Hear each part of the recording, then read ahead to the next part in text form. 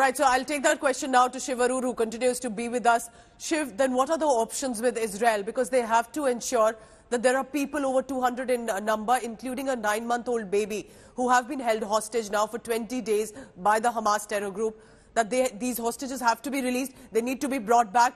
But the ground offensive also is what Israel is planning. What do you think is the strategy for now for Israel to show to Hamas that such massacre cannot be accepted?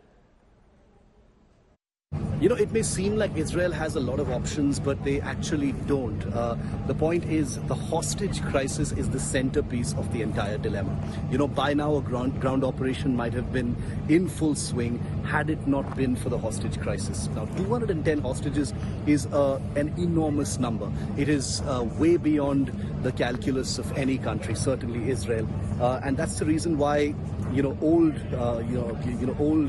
rules and regulation, old rules of engagement in terms of how to deal with terrorists who hold hostages go out the window, because 210 people is a number beyond beyond any previous kind of hostage situation, and that's the reason why Israel is taking very, very deliberate slow steps. Like we reported here on India Today, they've conducted some limited ground operations using their special forces. Some tanks are reported to have rolled in as well, but nothing close to the kind of invasions that they conducted in 2014 and 2009.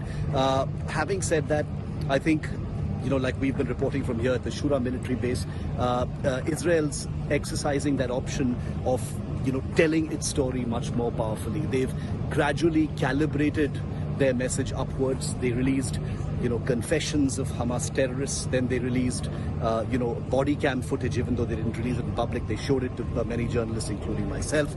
And now at the Shura military base, showing us, the charred remains of bodies, which, I'm never going to forget when they opened these containers behind us, and just that sight of all those bags. So I think Israel is firing in all directions.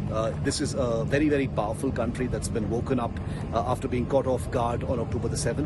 And I think we're going to see much more going ahead. But in terms of an exit strategy and an end game, I think that's where the dilemma really stands. What is Israel's end game? Is it the decimation of Hamas? Is it just mowing the lawn, as it were, as far as the Palestinian leadership is concerned? That needs to be defined before Israel can take that next big step. All right, so Israel-Hamas, Israel-Palestine war remains our big story. It's what the world is also talking about, and it could escalate into a bigger conflict. We'll have our eyes on that. Our reporters are on the ground.